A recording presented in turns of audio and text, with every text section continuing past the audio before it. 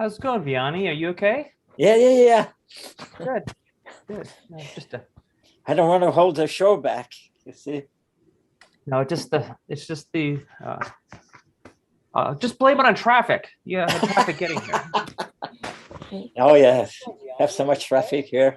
Mr. Chair, Yes. you are live on YouTube. Okay. All right, everybody. It's 7:04 p.m. September 1st, 2021. Calling this meeting of the Transportation and Circulation Committee to order. Let's start with, I'll call roll call vote. I'll call people's names and please say here or present or something of that nature. Okay. Greg Brown. Present. Lynn Hedane. Here. Vianney Serriere. Present. Stella Witherspoon. Present. Okay, I'm Carl DiGiorgio.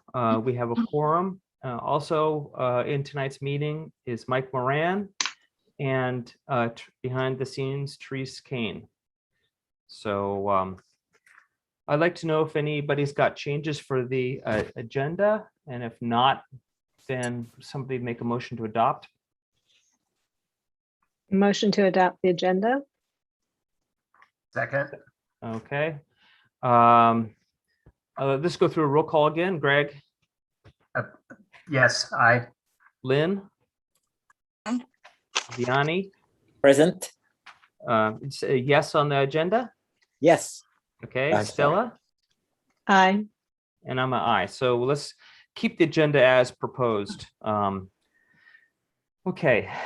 So let's first go with a public comment. I see we have two people, at least online here. If there's any comments on items that are not in the agenda, then you need to raise your hand. Oh, Lynn, you have a question or a comment? Add me to the list of comments about things not on the agenda. Okay, nobody's raising their hand, so why don't you go ahead? Oh, okay, I was just wondering what Mike found out about a walkway at Silverado and what was it, Burton, that was missing, that you were wondering why it was missing a crosswalk. Do you remember that discussion with the city council? Yeah, the crosswalk. So it just historically had not been there. I looked at laying it out as part of our traffic calming measures, and I don't see any issue in adding that crosswalk. Okay, can it be added safely, do you think? Is there any Yes. problem with the way people round the bend, or no? There are problems with the way people round the bend. Safe is still contingent upon people following the vehicle code and being safe as a pedestrian. But there's good line of sight. There's a good way to mark it out. There's already crosswalks at other legs of that intersection. There's no reason this leg couldn't mimic those other legs. Thank you. I don't see any other hands of the public raised, so let's move on to old business. This is item 5A. This is the update on the subcommittees for improving safety near schools. I don't know if I should launch into it. Mike, do you have any comments, or if not, okay. Then, and anybody, since this is not an organized, there's no organized report, anybody feel free to raise their hand or jump in at any time. The priorities of our commission this year are mirroring or matching a lot of the priorities of the city council, particularly around safety, and safety particularly around schools. And so we had, I think back in April, perhaps a long time ago, had sent out and discussed a list of schools, how we might divvy them up, and talk a little bit about some of the steps and so forth.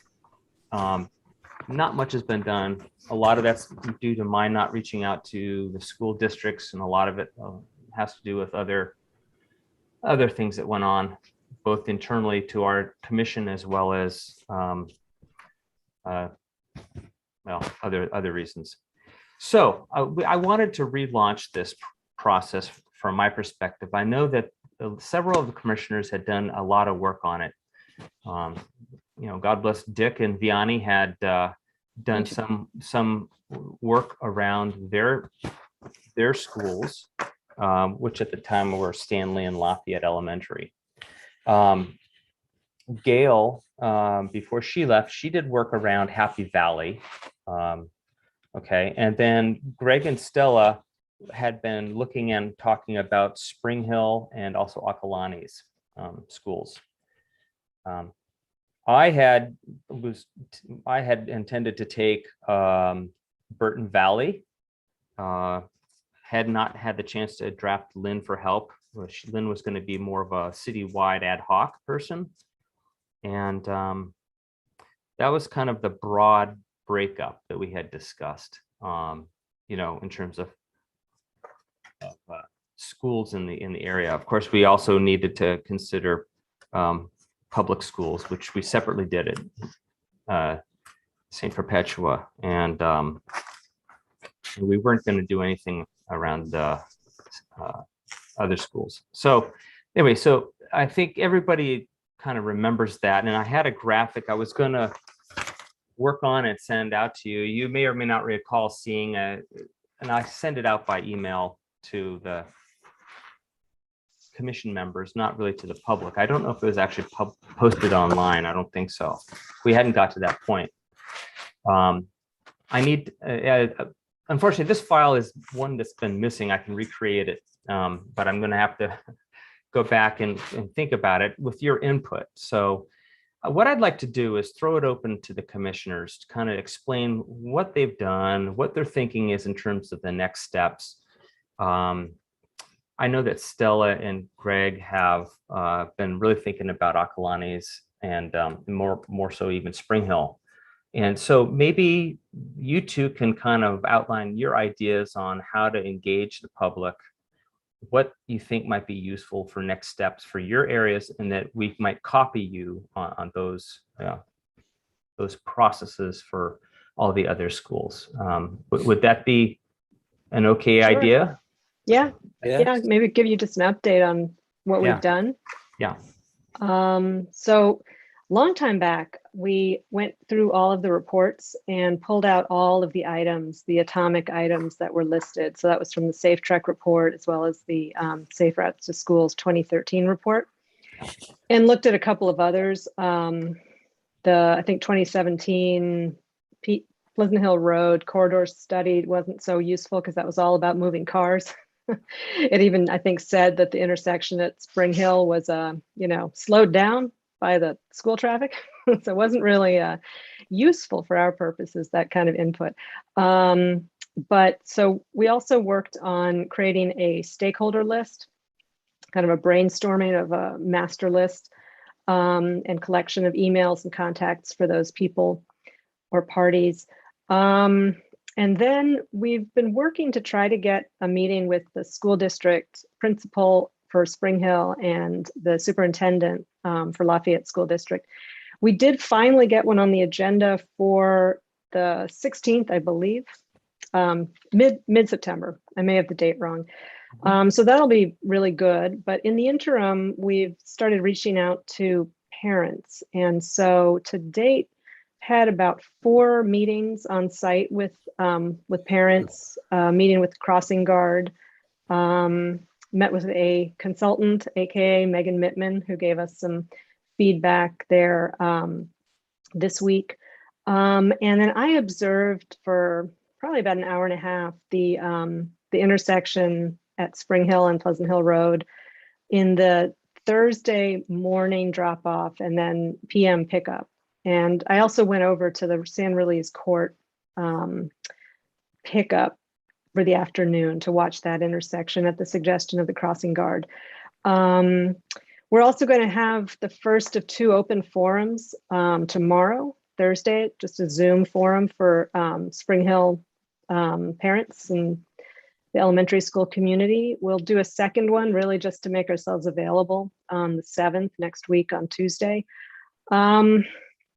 And I think, Greg, jump in here, but I think in my mind, kind of coming up with a list of problem statements might be where I'm headed, just to have parents tell us what their issues are, but then just maybe put that out there as like, here's a problem, how do we solve it? And then once we have the problem, I'm sorry, my cat again. It's okay. It's okay. Okay, sorry. He'll stop once. I Okay. can't hear it. Don't worry. Okay, thank you. Sorry, he's very loud and he sounds like a sheep, but he's a cat. Sorry. So No. where was I?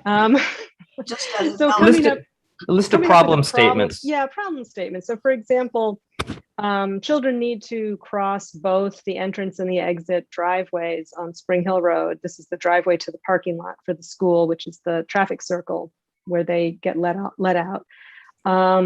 If they want to park their bike or scooter in a bike rack, just because of its position. So there's the problem statement.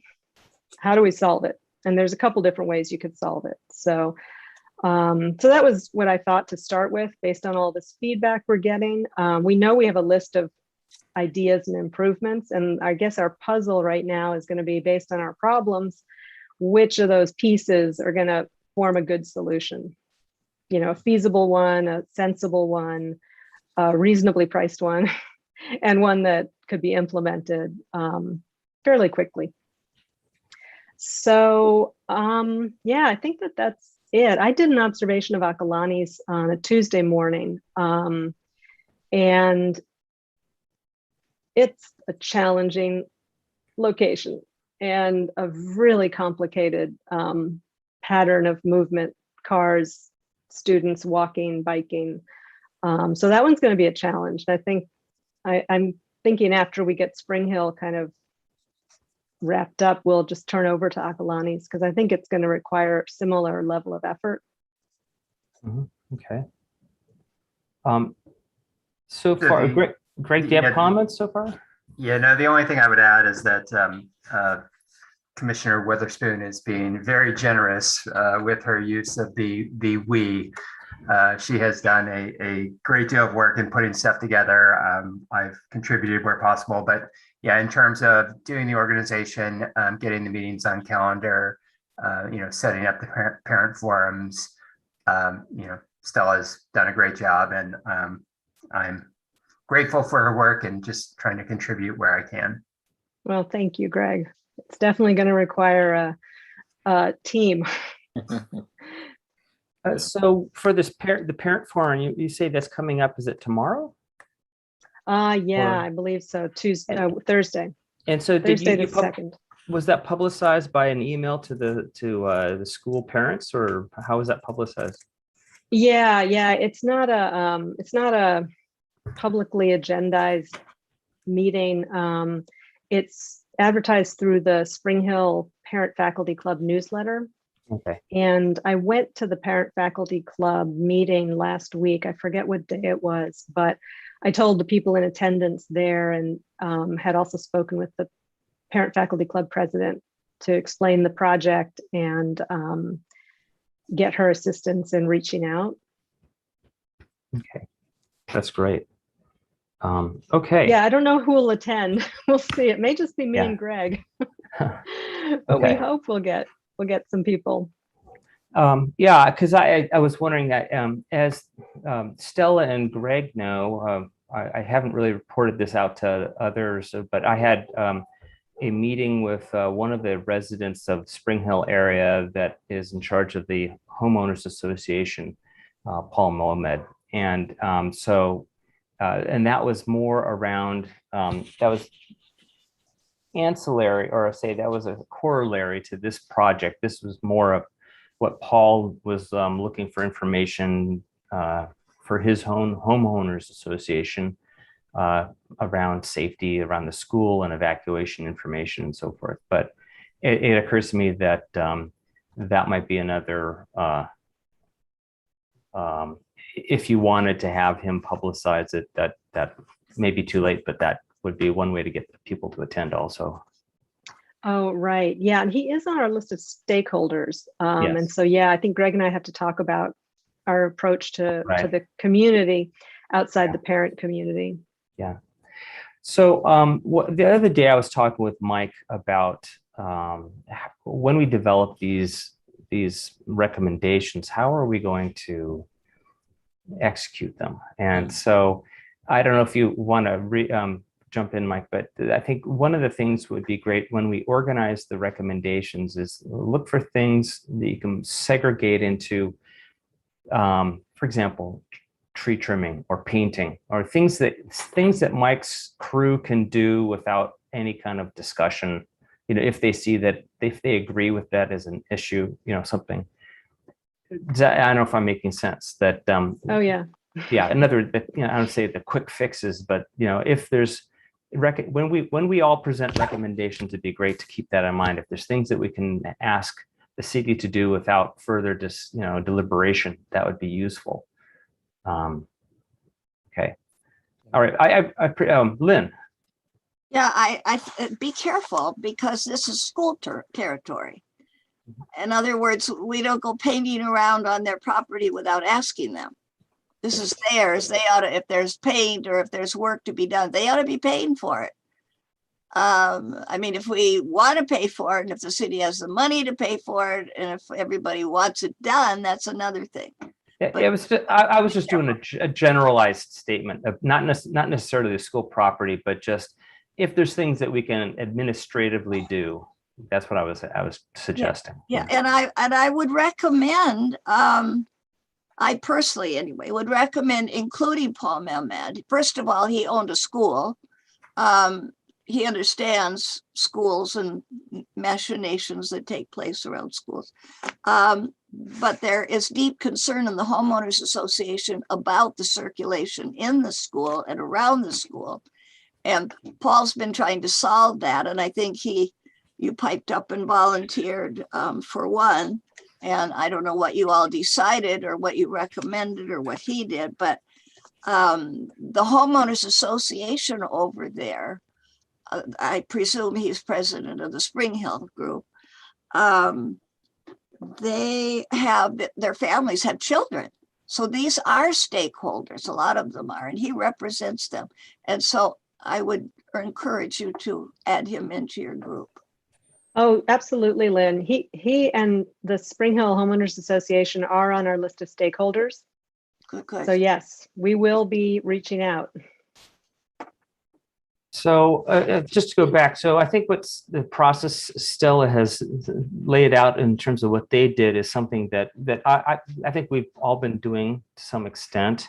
Brainstorming, list of stakeholders, school contacts, parents, and then start the part that I haven't done is the part of actually reaching out to parents and school people, arranging meetings and possibly even doing walkthroughs.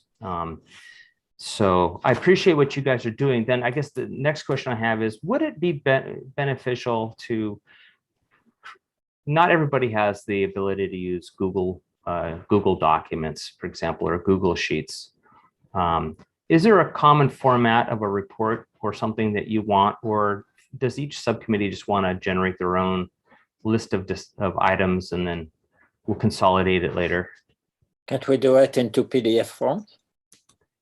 Well, I was going to more on, ultimately everything will be in one document that we want will want to have a record somehow. I guess the question, does it matter if it's the same look or in the same document? I'm kind of neutral on that. I kind of think this is the easiest way is the best way, which probably is having people ultimately send Mike and the rest of, I don't know how we want to get to that point. It's probably all has to go through Mike, but it could all go to, I don't know, I take it back. It could all go to me and I could consolidate it once we're at that point, but I don't want to hold up the process. You know what I mean? So Stella and Greg, when you guys are done with at some point where you think you've got some recommendations or a draft, what do you want to do at that point? Yeah, well, I was going to say, Carl, I mean, I've been starting a whole bunch of different documents that are kind of repositories for different stuff. I'd be happy to share them with you. Just, you can look at them as a template or use it or not for other schools. And then, I mean, I have to think about sort of how they would all piece together into like the Spring Hill Acalanes report. So I think Greg and I are, going to be talking about this a bit more, because I've been starting to think about that end goal, like Okay. when we consolidate or when we compile it all. Yeah. But yeah, I want to run some stuff by Greg. Well, maybe what we'll do is I'm not cutting this talk off, because I know we haven't asked for public comment yet.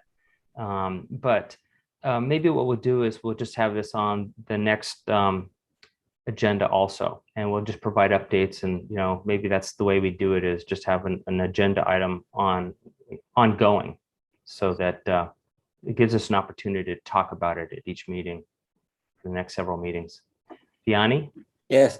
Are you asking for recommendations then? Like my brief report, I didn't put any recommendations. Yeah, I think you and I should get together and talk about that. Okay. I think all schools would benefit from having partners. Now, I will work on Gail's materials, and then you and I can talk about what you and Dick have done so far, and what the next steps might be. Yeah. Now, Burton Valley as an entire school, I think we've expended as a commission and a community a fair amount of work on that, but it still needs the formal reach out to the schools and the parents and the HOAs and stuff, and that's something that I intend to do. But I think I'm gonna reach out to the other areas before I do Burton Valley, if that's okay with everybody, or if you have any input on that. Okay. So to answer Vianney, I'd answer your question. I think we do want to come up with some recommendations, but I'd like to talk to you and work with you on that before. Okay. Yes. Okay. I have some. There's one major, very, very serious problem, and I'm surprised. I don't know whether there was already an accident or not, but it's scary actually. So. And I had mentioned. Now you have us curious. Yeah. What? I said, now you have us very curious. Well, Topper Street, I guess it's, or Topper Lane, I'm not sure, or Beacon School Street. Yeah. It's truly absolutely scary for the little ones. I'm amazed. They have to, cars have to stop and go at their speed until the little guys or kids are going into a driveway so that the cars can go on. And I think, and my recommendation, it's obvious, would be to make it one-way street all the way to the school. Yeah, I think that it's so scary. I really am serious. Yeah, I think Jessica Lorden will want to talk about that in public comment section. She expressed interest in that. I had driven through that area last week as a field visit, just to take a look at it. And many of the same concerns we had around the Burton Valley area are present in Topper also. Yeah, it's truly scary. Okay. Yeah, all right. I observed Avalon yesterday, waiting for my daughter. I'm usually not up by the school. I usually pick her up at the library. Avalon it's pretty congested in the evening, the afternoon rather. So it's another road of concern. Okay.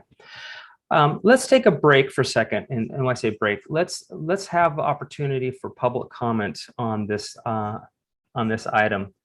I know there's two members, two attendees. I don't know if either of them want to say anything about that. I see one hand raised.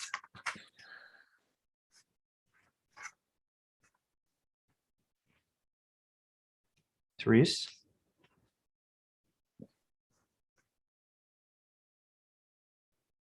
Hello, the first speaker is Jessica Lorden.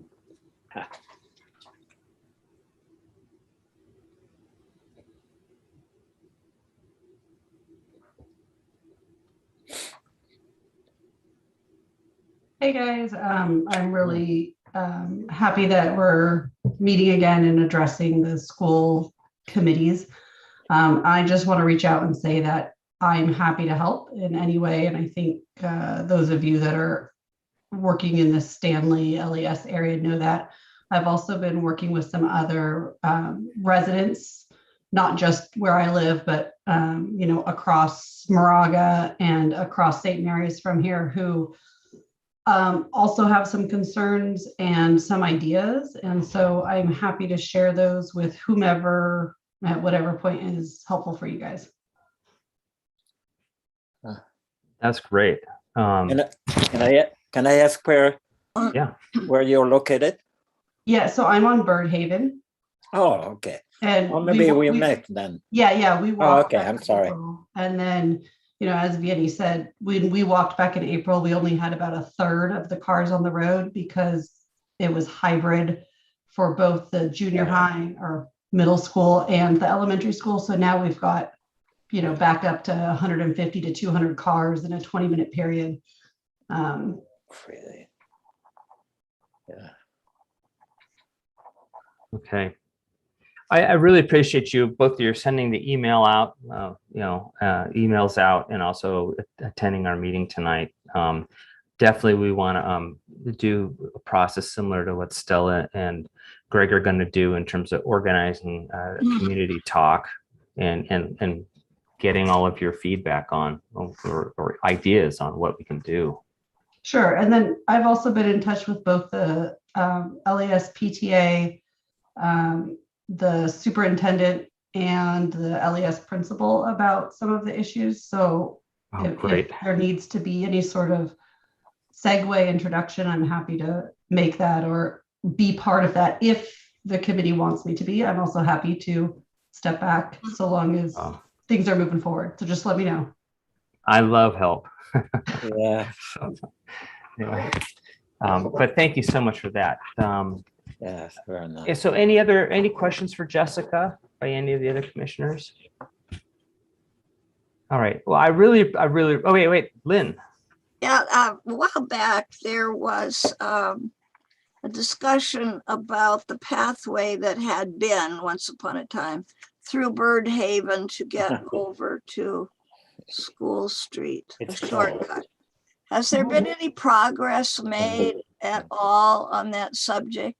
No, so the homeowners who would have to allow access through their yard are concerned about liabilities. They're concerned about having people walking through their yard. They're concerned about their dogs getting out. They're all very super valid concerns that I harbor no ill resentment towards them at all.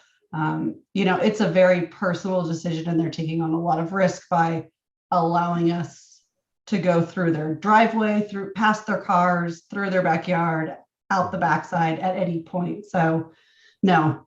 Is it possible for those who want to cut through, everyone, all those families to put their money together and take out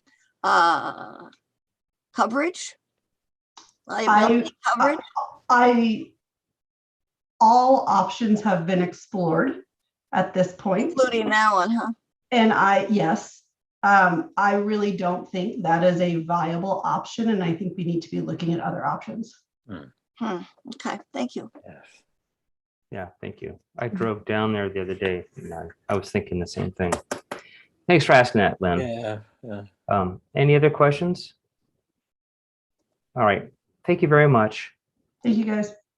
There are no other hands up for attendees. Okay. All right.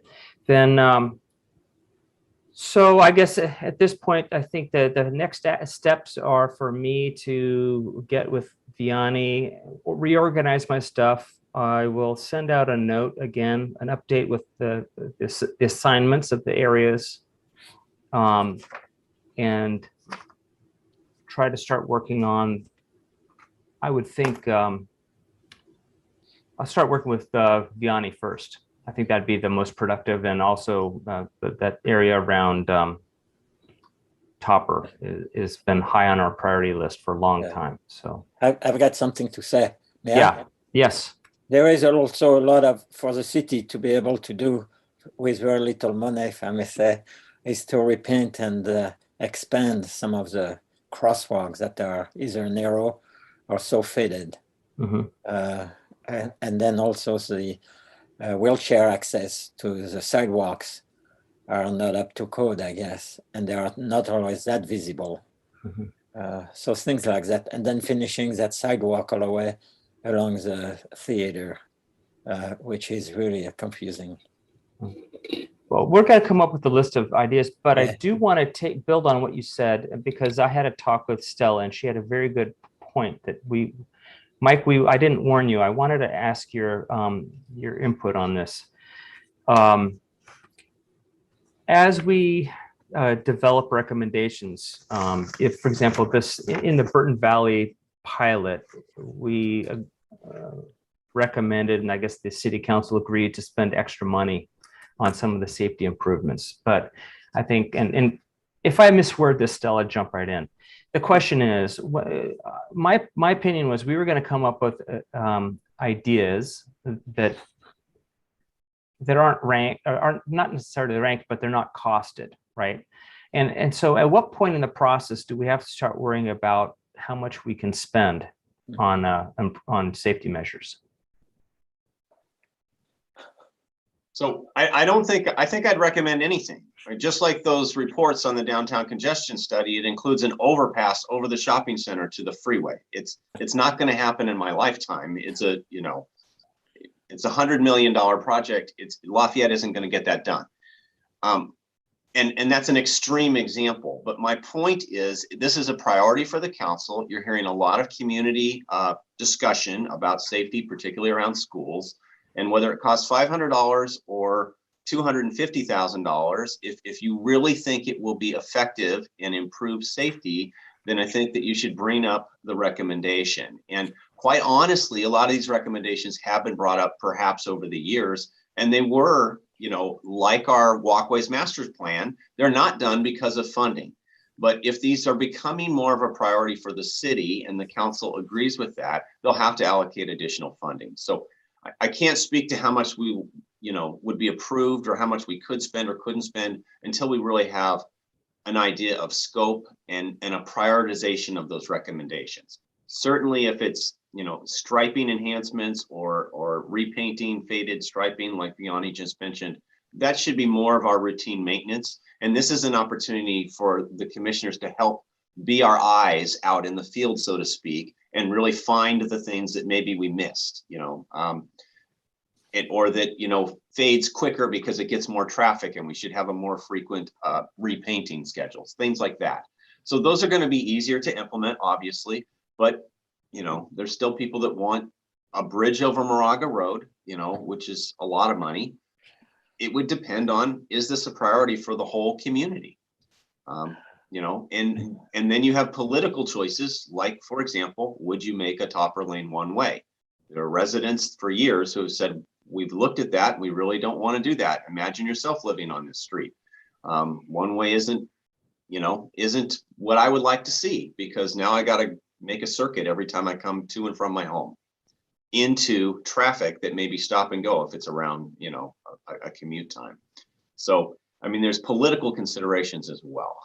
It doesn't mean you shouldn't make the recommendation if you think it's going to improve, the safety around the schools. And I think to Stella's point, no, I'll get you a second, Lynn. To Stella's point of listing a lot of things as problem statements might be one way to approach it, so that we can have a list of similar problems in different areas, for example, like faded crosswalks or whatever. Then we'll be able to present those as a batch, perhaps. But I appreciate what you're saying about let's determine what needs to get done, and then we'll worry about the money. Lynn. Yeah, I think I would let the big money stop you maybe, but it is possible to raise money in the neighborhoods also if they really want something. For example, when the speed humps were put on Roar Drive, the neighbors all paid $400 per family for those speed humps, those two speed humps. They wanted them badly enough that they were willing to do that. I don't think they volunteered it, but the city council told them they were paid $400 per speed hump, and they paid. So I wouldn't rule out community money, individual money. It's a resource that we can tap, I think, depending upon who wants what. Yeah. Okay. All right. And I agree. That's one of the things where I was going to bring up in the next, or when we get to new business, which will hopefully be in just about a minute. So let's see, next steps. We're gonna, Mike, I'd like to have this on the next meeting agenda, which I believe is on the 15th, right? Is that correct? Or are we gonna have one on the 15th? So I'll have to talk with you, Chair DeGiorgio. I may have another obligation that night and you're out of staff. Yes, I understand. So it's a transit. I have a CCTA Measure J presentation. Perhaps that night I will confirm the date. Okay. Because the actual meeting hasn't been agendized. But okay. But if I do, well, double book. That's fine. And regardless, because these are subcommittees, the way we've talked about in the past, we can do a lot of this business by email between the commissioners without running afoul of Brown Act laws. So I think the next few weeks will be good for all of us to make some progress on it. And I say we, I mean me. Okay, so, okay. Any other comments, commissioners, on this? We'll be in touch then on this. All right, let's move to new business, because I know that we've got at least one person that wants to talk about this. Mike, do you want to take us through the staff report then? Item A. Sure. So this is a proposed crosswalk on Roar at the school entrance, the Burton Valley Elementary School entrance. And as you may recall, this has been brought up as part of our pilot study process. And it was mentioned at first in the Safe Track report, so it was a recommendation there as well. So I included that figure as an attachment to my staff report, just as a reminder of where we started the conversation. But as we just had a discussion about funding, I mentioned that, you know, this one crosswalk would likely cost your entire budget for the Burton Valley pilot study, which was about $50,000, $55,000. So in my staff report, I do mention that I came up with a figure of about $48,000 and the reason is not because it costs that much to paint a crosswalk. The reason is we would be required to add ADA ramps, and on the south side of Roar, we really should connect the sidewalk because there's a sidewalk gap there. So we would need about 110 feet of sidewalk and actually 3 ramps, one at the court adjacent to the sidewalk at the end of the sidewalk, and then one at the school side and one at the mid-block crosswalk. So you've got 3 ramps and sidewalk, relocating some landscaping and irrigation that's in place already, and a rock retaining wall. Basically, all that would be required before we'd be allowed to add the crosswalk. So I'll share my screen here, and let's see if I can.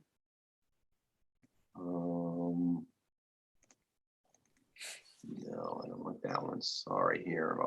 Just give me one moment.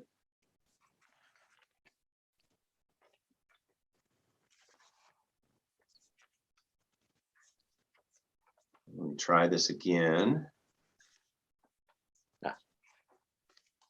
There you go. Yeah. No, I don't see anything. So just to show you, we've got Warwick Court here, and the entrance and exit. This is the lower entrance and exit to Burton Valley Elementary on Roar.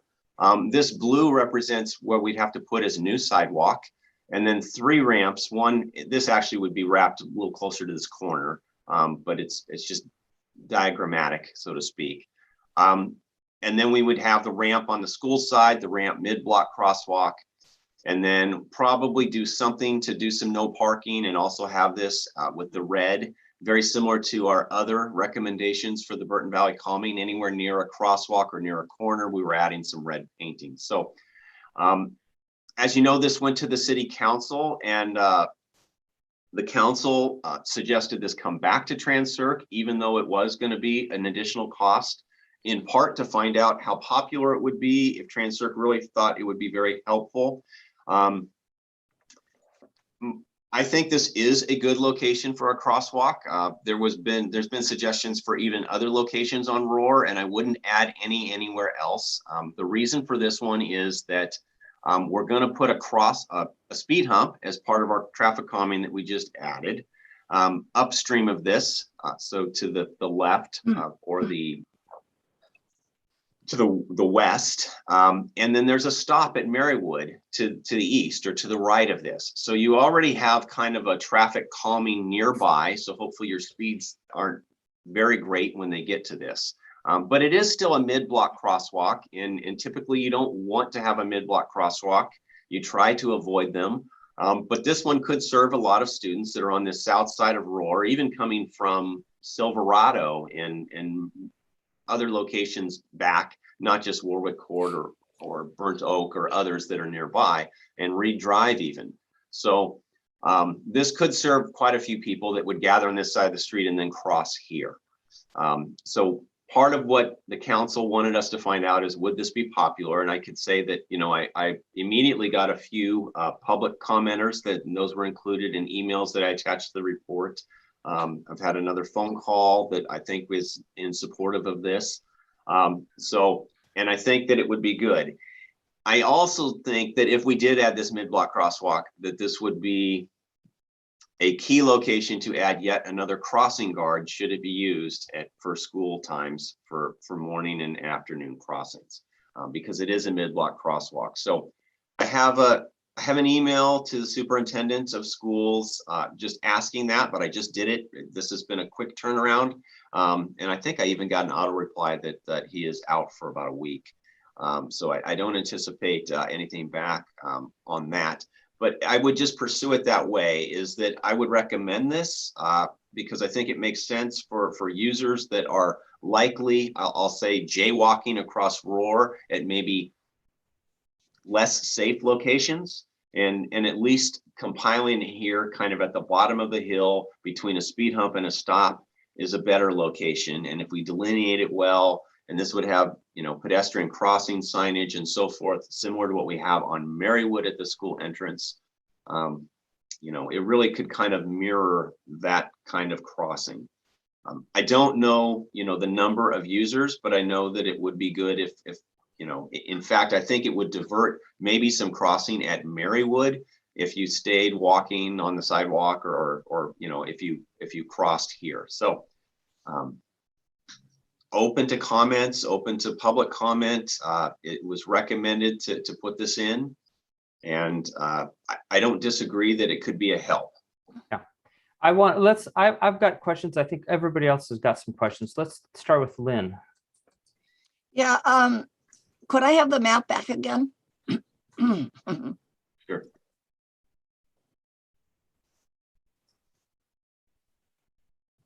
Yeah, the spot where the yard where you would take up the yard, is that required? There are two questions I've got. Is that required by law? Because I personally, I would, if people could walk, or if the children could walk in the line as they have been doing before, if we could somehow restrict parking after school or something so that the cars didn't block all of that, which they're going to do anyway, whether we remove the lawn or not. I personally would rather look at the lawn. It's beautiful. And I would sort of hate to spoil all that. Lynn, there is not a lawn there. There's actually this is a side yard for a home on Warwick Court.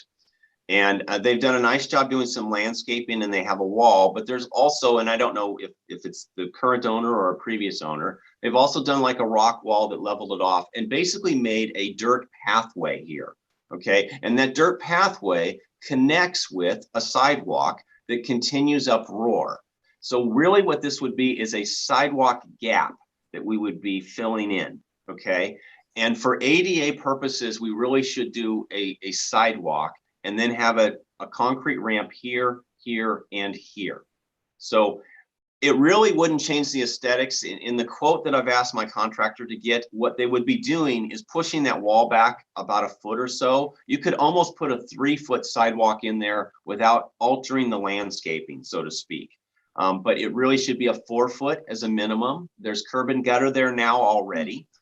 So this would be a 4-foot sidewalk, and I would not recommend adding this crosswalk without filling this sidewalk gap. And because it's the distance of one property frontage, I think it is worth doing, and I think it's worth the city funding it because it's going to connect to an actual school crossing. Okay, and another question, rather than crossing the street, for some, is it possible that we, in your lifetime, do you envision, or would the school pay for it? Could we jointly pay for it? Could we build a retaining wall between the two driveways? Because some of the children further down, coming in off those courts, if they want to cross, they'd have on a crosswalk, they'd have to cross up here.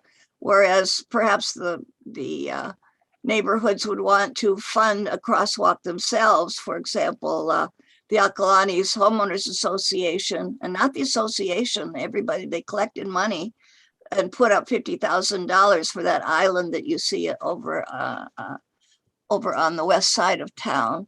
We have situations like that all over the city. Would it be possible that someone would pay for a retaining wall to get that, all that landsliding off of that? I don't know who owns it. Is it city? I don't know, Lynn, but and you're right. There is a sidewalk gap between the driveways of the school, but there is sidewalk connecting to those driveways. So basically, I'd be giving you a crossing spot here.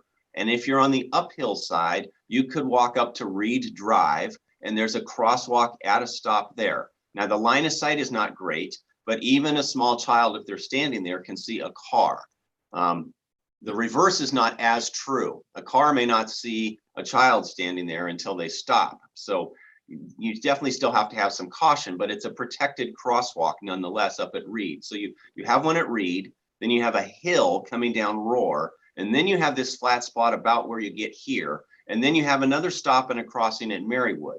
So this would be the only location I would recommend we add one. And I think it would serve everybody fairly well without putting them in for a super long walk, so to speak. Somebody may be backtracking a little bit. Let's say you walk, you're at Burnt Oak Court, you got to walk down here and cross. And now you got to go back and up this hill. So you're backtracking a little bit, but it's a very safe walk, so to speak. And it's not much longer, no matter what route you take. So I really do think this is probably a good location if you're going to add any other crosswalk on Roar. I wasn't questioning whether or not it was a good location. I definitely favor this, but I was wondering at some point in time, is it valuable to put another one further down between Reed and this one? I have a sorry. Mike, can I share my screen? Is that possible? Sure. Let me stop sharing. Sure.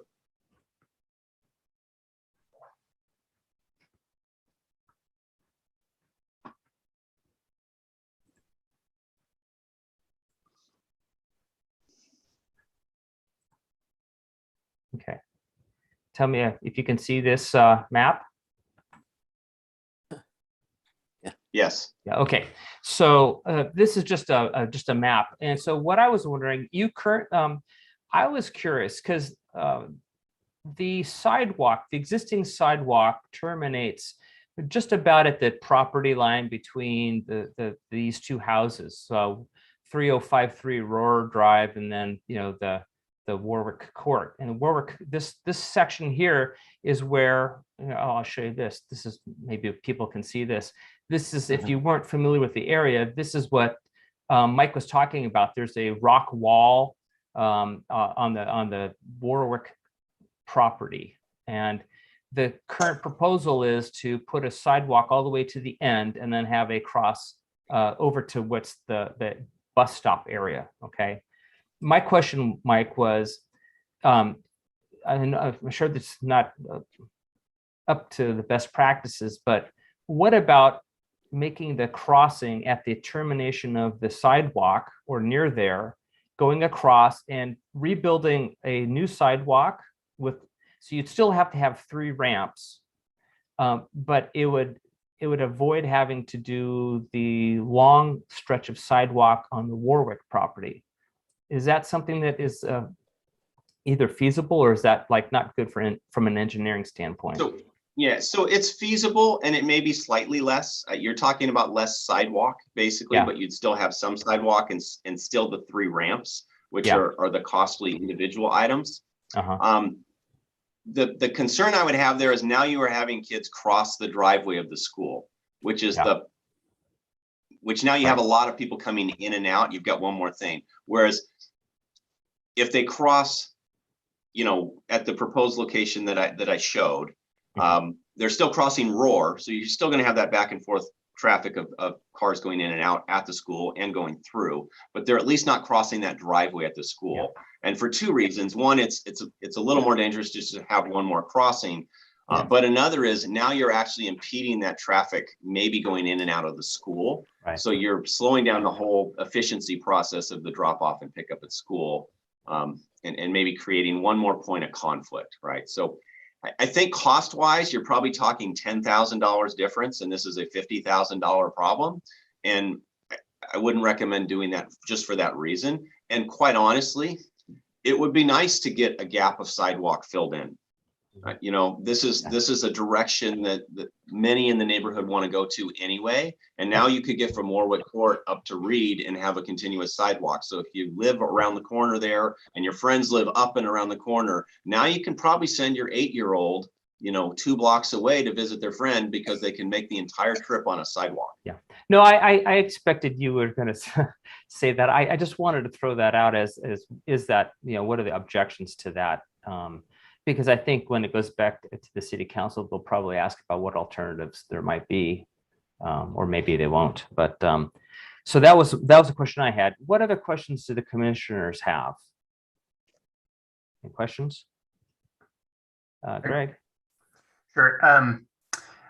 A couple questions. Mike, do we know what the homeowner on Warwick Court, you know, that would be primarily affected by the project feels about it? I think I see him as an attendee, and I just let him speak to it. So I think if we get to public comment, we'll hear from him. Yeah, well, actually, let's take a break and do public comment. Great.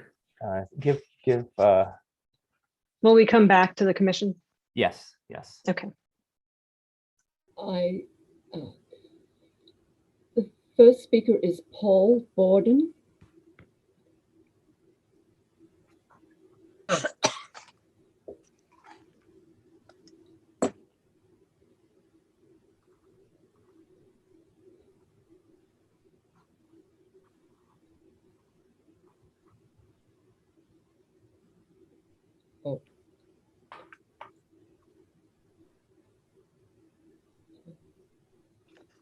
Paul, could you unmute, please?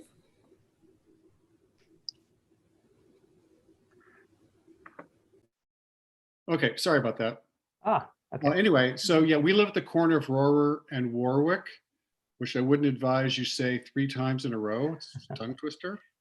But anyway, I left a message for Mike today, and he left a message back. I think we're okay, and I'll let my wife speak. I think it's a great idea. We think it's fine. You know, it's going to move the wall she made.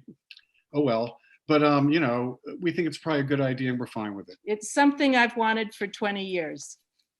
Oh, that's great.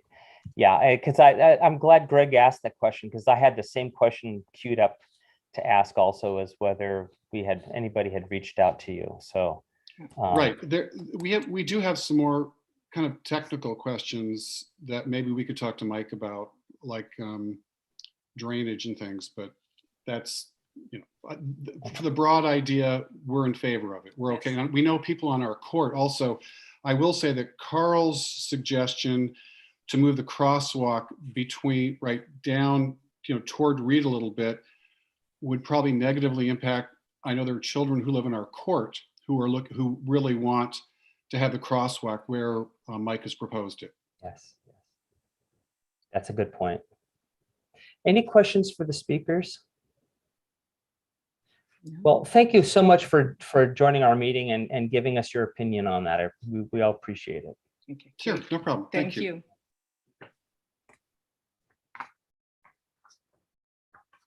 Okay. There are no further speakers. Okay.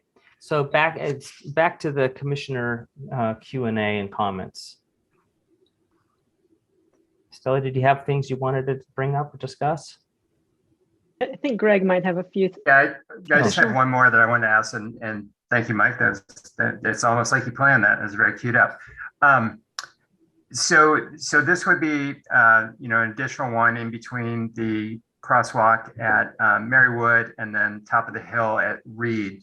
Do we know if the other two are currently staffed by crossing guards by the school? We don't know yet. Okay.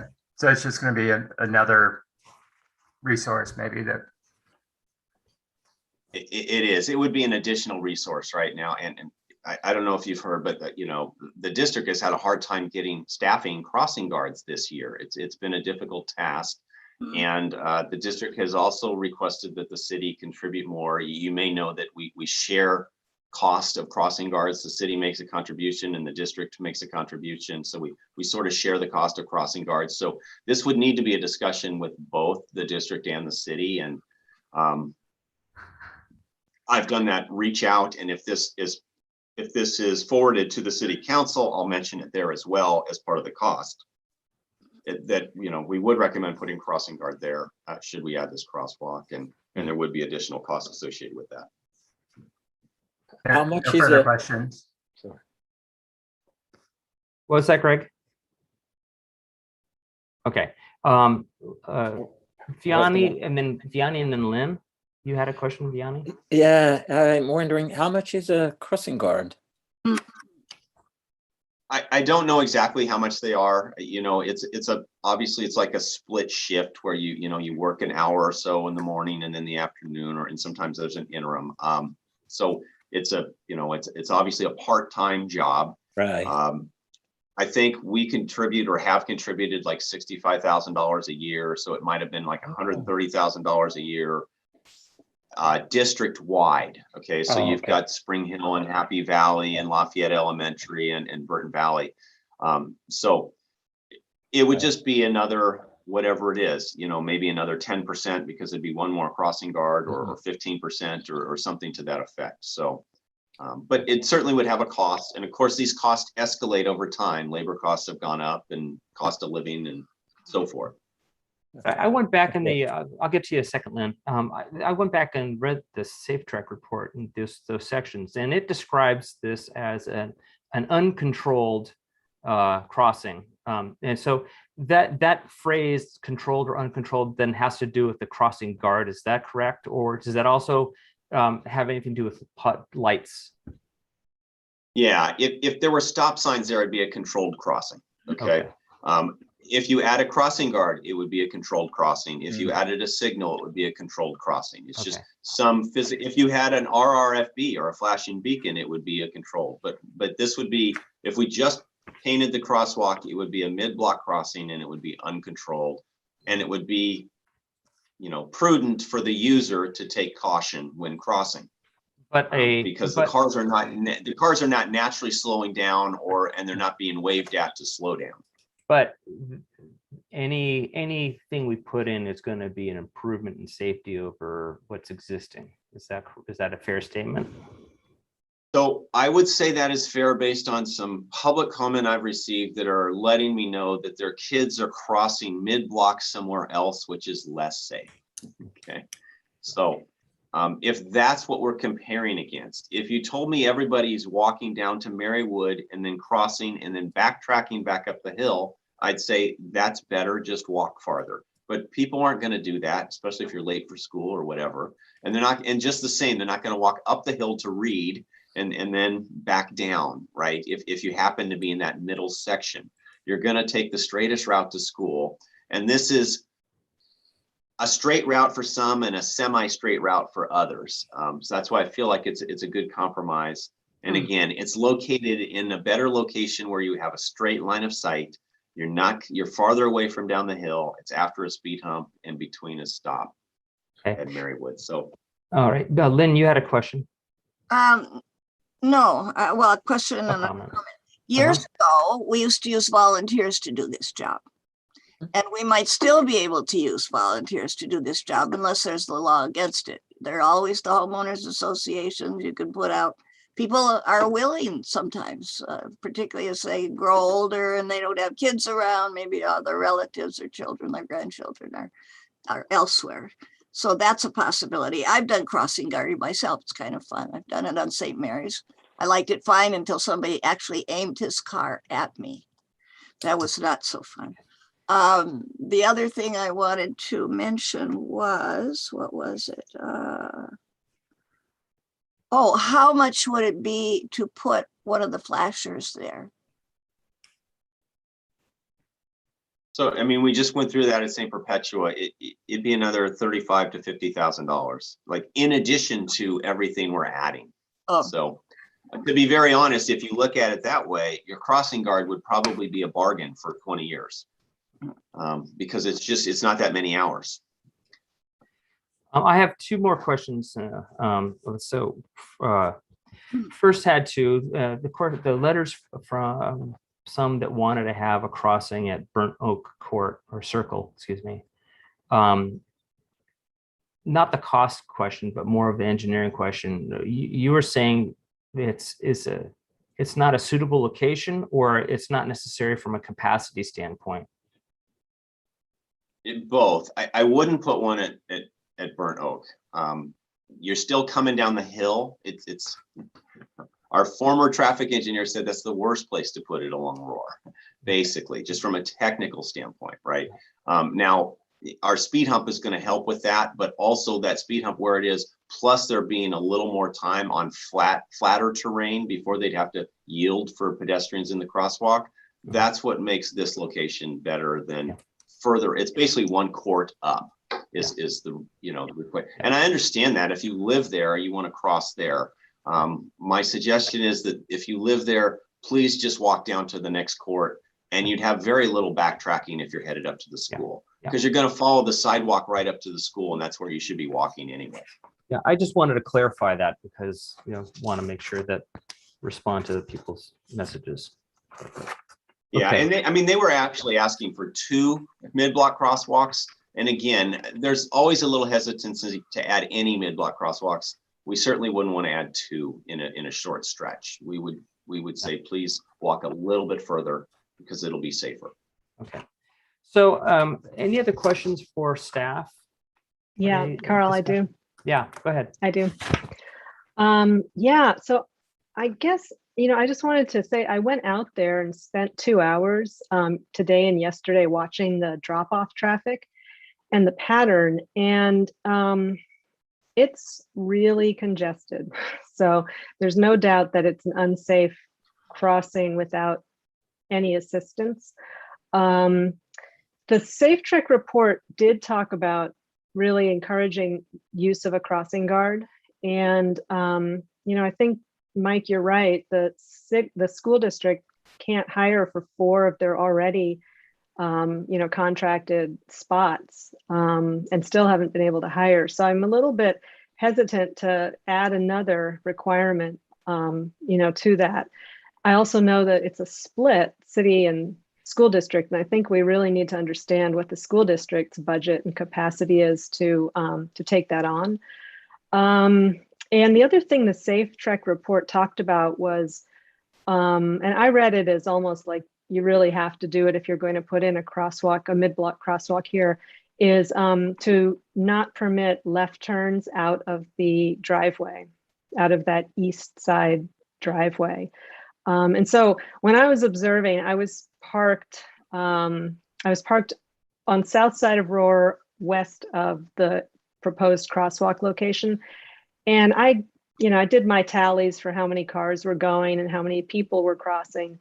I could find them in my notes, but there were a lot of cars turning both right. So they were going right into the driveway, going westbound Roar, and then also turning left into the driveway. So the people who were driving eastbound Roar. There were also then all the people coming out the driveway, and all but 5 turned left. I couldn't understand it because I don't really know what people's traffic patterns are down there. But let me actually look because I wrote it down. Let me see. Okay, so there were 53 cars that I tallied that left turns out of the driveway. 5 turned right. I don't know. I don't know why. The going in was really impacted. I counted 72 entering right-hand turns and 27 left-hand turns, and I probably missed a few. So it's a really congested spot, and I think the only way that this could work is to not permit the left-hand exits out of that driveway and to have a crossing guard. I don't think a crossing guard alone could handle that traffic because it's effectively a three-way intersection, really, like a T intersection.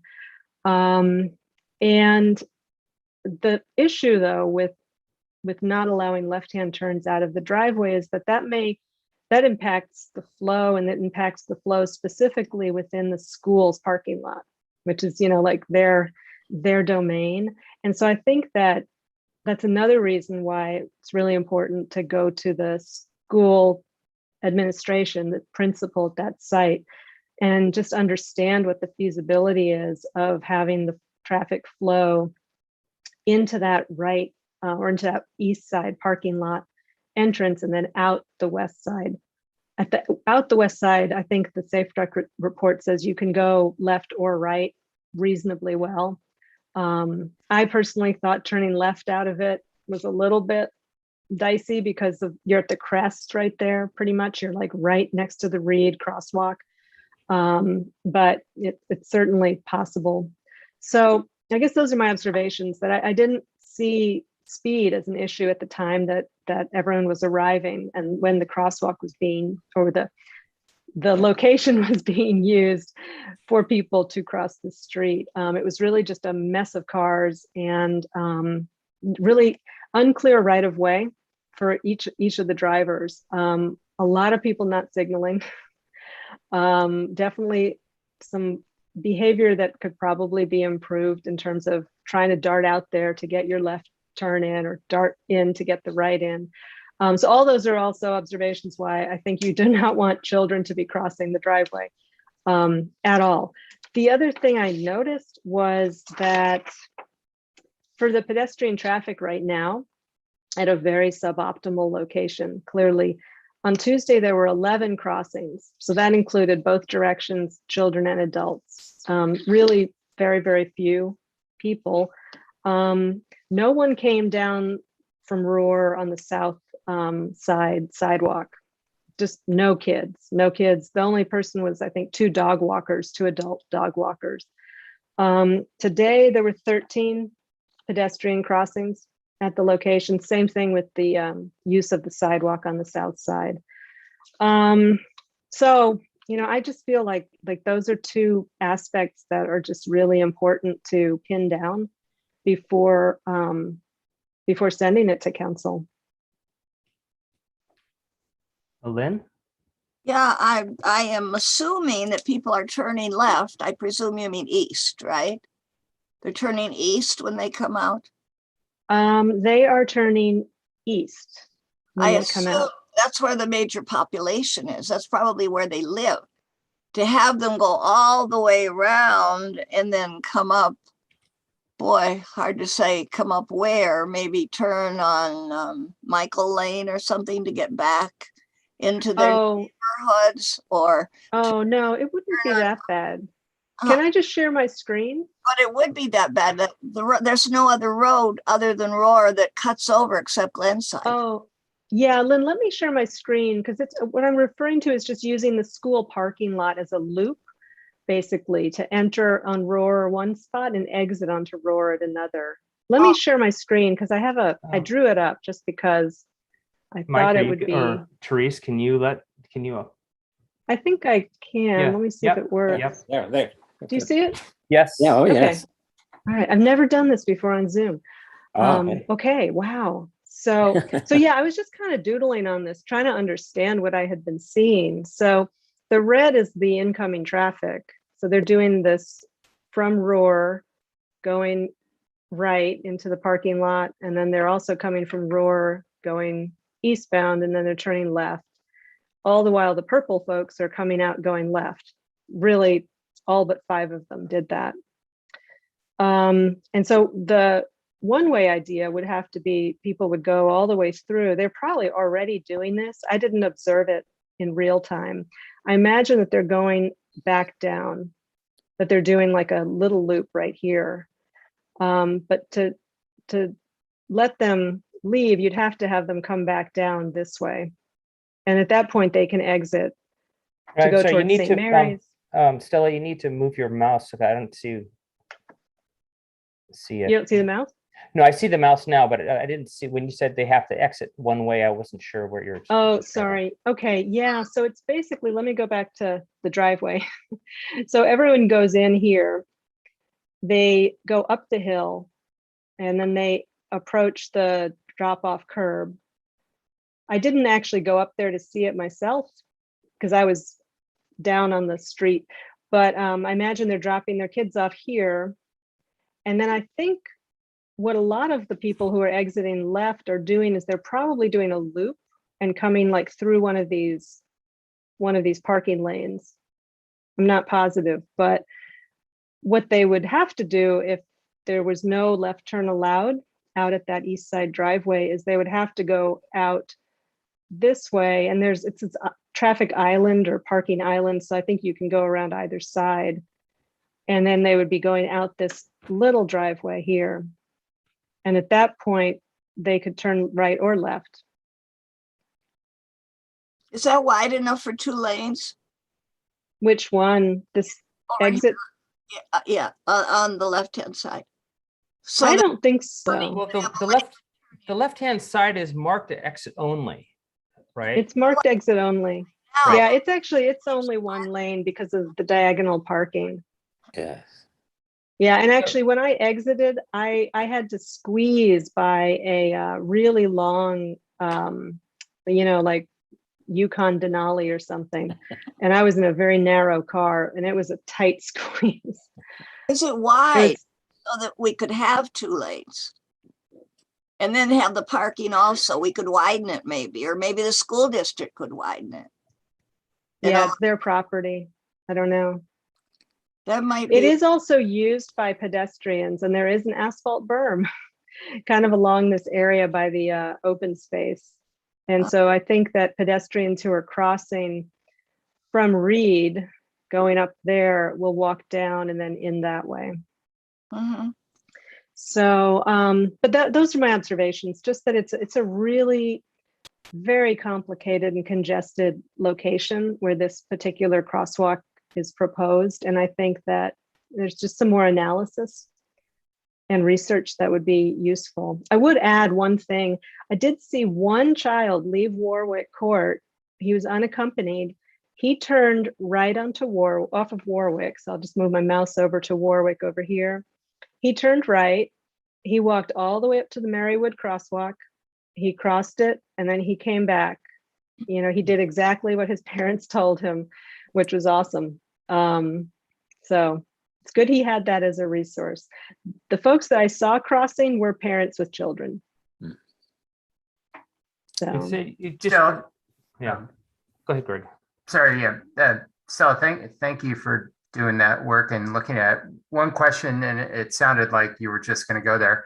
When you said crossing there, you were talking about sort of illegally jaywalking in the proposed crosswalk location. Yeah, people were mostly exactly right there. Okay. Yeah, right in that kind of box area. I did see 2 people this morning, 2 cars over here on the north side of Roar, parked in the shoulder. And then the part that I couldn't see was kind of how they ferried their children in, if they were able to walk on this side without crossing the driveway. I'm not sure, but I didn't see that on Tuesday. Tuesday and Wednesday, I saw 1 car parked kind of in the area where the proposed sidewalk would go, and he walked across the street. So yeah, it's just, I would be not a happy parent if I had to drive my child into that area in a car, because it was just so impacted. And so I would always just go to whatever crosswalk was available, just personally.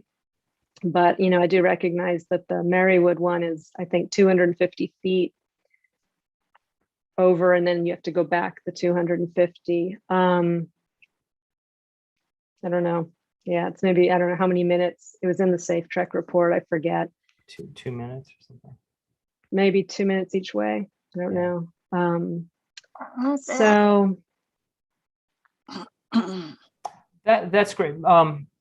That's really great information, Stella, and I echo Greg, and thank you for doing that. That was one of the things I had wondered about, is one of the requests from the city council, I believe, was, well, how much potential use would there be of that crosswalk? So that's a good point. That is a good point. I mean, what I observed is based on a suboptimal situation. So in theory, if you provide a facility, then you'll see increased usage. And I would hope that that would be the case here. But, I thought that it might be useful to actually survey. I know we've had people send in public comment, but maybe to do a more complete survey of those courts that are up the hill, to understand just what the actual demand is. Mhm. Or the intent. Like, I would use that if that was their kind of information. It would also be good, because it seems as there's a reason why some people are making a loop in the parking lot to come back out the eastern exit. It could be traffic And flow reasons. I don't know what that is. Yeah, I mean, my numbers didn't add up, and again, they weren't perfect because I was trying to keep my eyes on 4 or 5 moving things, but there were more people that entered at this eastern driveway than exited. So I have to assume that some of them did exit up here. Yeah. But I was only watching this area.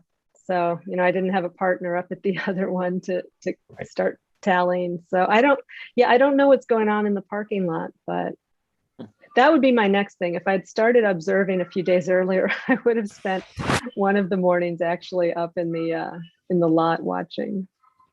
Okay, so that's a good point. Now, and I'm super willing to go and help do car counts and pedestrian counts. The question is, what do the commissioners think should be the next steps? We certainly could go through the recommendations that are in the staff report. We could also table it and wait for, we could defer this issue till later. I don't know that there's really an urgency to getting this done today. Mike, chime in if that's wrong, but I think that we certainly could wait for the school contacts, talk with, more in the neighborhood, and we could even send out we could hand out flyers to people exiting the parking lots, asking for feedback. We could do some sort of survey like that. Can I go ahead. Yeah, go ahead, Vianney. And then I think a fair amount of the traffic are trying to avoid going back onto St. Mary's on the west side, and it's almost like a cut. They're a shortcut, if you will, and then they end up further down on St. Mary's. No, actually, they end up on the Glen side, is it? Yeah. So they're trying to avoid some of the traffic, in other words. we don't know. We don't know. Well, I used to drop my son 29 years ago, but I kept on going. Mhm. So, but I could see the traffic already then. Yeah, that's the only thing that I can think of. Okay. Lynn, you were going to ask or say something? Yes, I think, well, for one thing, I think they live there. And that's why they're going there. Well, except they're going on to work, most of them. We don't know. Talking about the ones that are turning east. The purple. And they live there. These are probably mothers, but of course people are working outside of their homes also. But that's where the largest population for the school lives. It's not in Lafayette Valley Estates. I mean, for sure they live there too, but it's not nearly the size that the sweep is from taking in all the Glenside area and the Relay Station Road and Las Trampas area and all of that. It's a direct route if you make a left turn out of there. You right turn in, left turn out. The half of the population, probably far more than that, is going to go in that way, or will go in the major entry, except that it's always so jammed, such a long wait.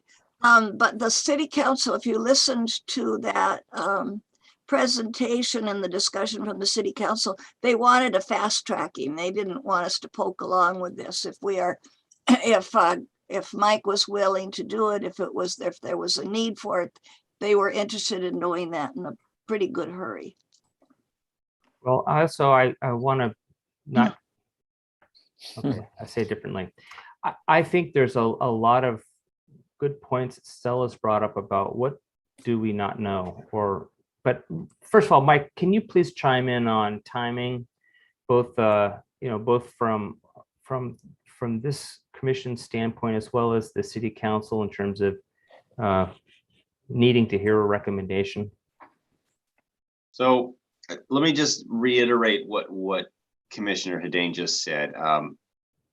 The council did want something turned around quick. However, they also said, if there is a need for this, and are 11 crossings, a need that would justify this cost. And so I think it's important to find out how many users you might have, and to Commissioner Witherspoon's point, if you build it, they will come. Hopefully there would be more than the 11 should we put one here, and it would be more formally used.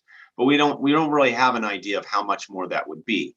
You're certainly talking about less homes that this is serving, because there are other routes that, homes that located in different areas would use. You could cross at Marywood and get to the other side of the street if you're coming from, the Silverado or beyond there. And again, at Reed at the top. So the one good thing again about this school is you've got multiple ways in and out of it, which is a good thing. I mean, as congested as this is with your vehicles, imagine if there were only one in and out, or like Happy Valley School, for example. So you've got Roar and Marywood that they look similar.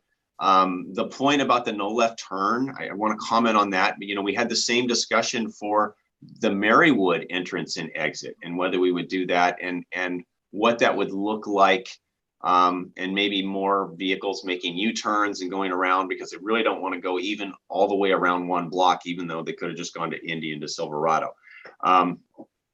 I think that it would make some sense to have just one in and one out for all vehicles. It may make it more congested in this parking lot though, to get out. And I do think that the left turn coming out at the top, it may be a little more difficult because of that crest of the hill at Reed to see and just to clear, like there isn't as long of a line of sight. So it's probably safer to make that left turn at Roar. So, I mean, you can argue this back and forth multiple ways. I think there's been some very good points brought up. And if you were a crossing guard, if you make it no left turn at this, you only really are having to stop the traffic on Roar. Because if they came up and around and they made a left back down Roar and headed east, they'd be coming straight on Roar, and you could handle that. And you wouldn't have to be basically traffic controlling for 3 directions. You could traffic control for 2. And that would make it safer as well. But the trade-off to that is, probably more congestion getting in and out of that parking lot. So they're all good considerations. But I would base most of it on how many users can we get to use this location as a starting point. If we think there's a good number, then it's probably worth pursuing, and then pursuing these other avenues as well. I didn't make it a strong recommendation in my report, but I do think I made it clear that if you put this in, I really would like to see a crossing guard accompanied with the crosswalk. We do it at every other location that's like this when you're entering a school at a mid block. So, I think that if this were to be passed on to the council, it could come with the accompaniment that the school district and the city agree to provide a crossing guard for the school times. as one of those. I also think that there could be more outreach to find out better how many users there could be, which was some of the criteria. And then finally, I know this has been long-winded, but you guys have brought up some really good points to maybe consider further research. But then finally, part of the rush for this was so that we maybe could implement this at the same time as our other traffic calming techniques, particularly the striping portion. If I bring the striper out to just do this one crosswalk, it might cost $10,000, but it might be $500 if I can get him when he's doing all the other striping in the Burton Valley area. So there is an economy of scale. It is hard to get a striper on site. I mean, we don't have our own thermoplastic striping crew. We can do some touch-up paint with our own crew, but that's about it. So I think if there was an urgency, that was it, that the council would just like it to be kind of implemented at the same time as some of the other traffic calming that was recommended and approved. Carl? Lynn? Yeah.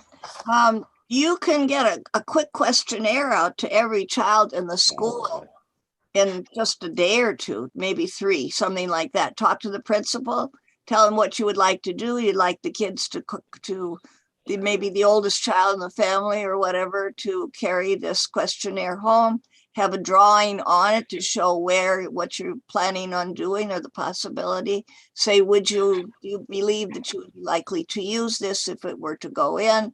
And you can ask for names or have it be anonymous, whatever you like. They'll get you the paper. If you put the date of return or the deadline, tell them you want a quick return, they'll do that. Our schools used to do that regularly. It's been a while since they've done that sort of thing, but I'm sure they rise to the occasion. It's a good source of information. Mike, can you clarify, did your request go to Mr. Whitmore or to the school principal? No, just Superintendent Whitmore. Okay.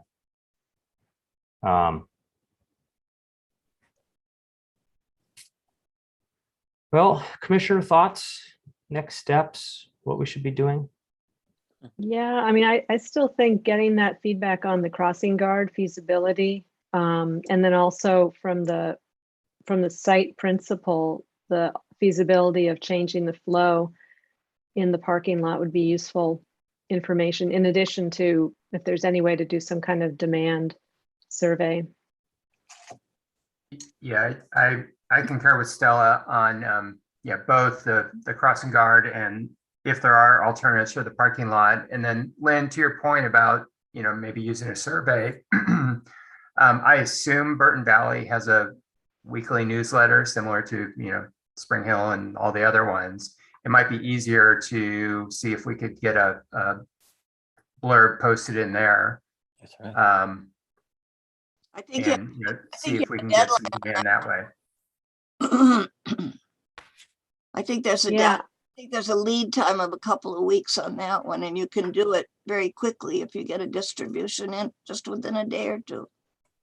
Actually, the deadlines are Thursday for a Sunday issue of the newsletter. And I have the contact info. I had collected it for Gpac.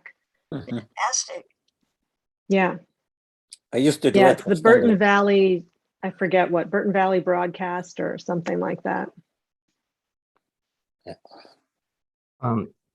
When we first were considering the pilot study program, I saw this location and I thought, oh, why don't we have a sidewalk here? It seems pretty obvious. And I think one thing we learned in this whole process of pilot study is nothing is really that obvious or easy.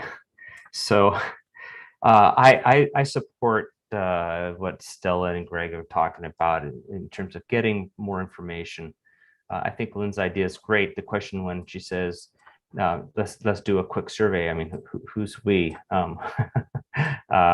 Is it super? I mean, do we want to have something super simple like, well, I don't know. Do you want to ask about traffic flows or just, where people come and go, or how many people, just limit it to how many people would use a crosswalk?